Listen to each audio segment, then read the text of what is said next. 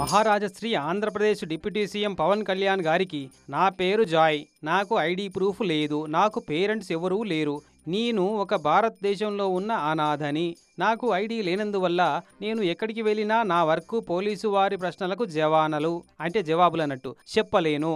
నాకు పవన్ కళ్యాణ్ ఐడి అడుగుచున్నారు.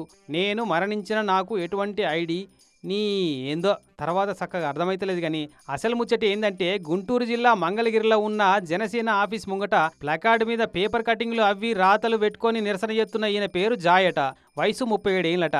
7 ఏళ్ల వయసున్నప్పుడు శ్రీలంకకి వెళ్ళి ఇండియాకు వచ్చిండట. తల్లిదండ్రులు కూడా ఎవ్వరు లేరు, అనాథను నేను అంటుండు.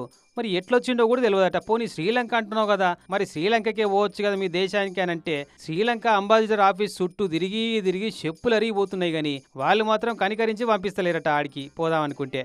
ఇక నీకు దండం పెడతా, ఎట్లా పెట్టి నాకు ఓ ఐడెంటిటీ కార్డు ఇప్పి సారు అని AP deputy CM Pawan Kalyan సార్కు మొరబెట్టుకుందామని వచ్చినట్ట జనసేన ఆఫీస్ కాడికి.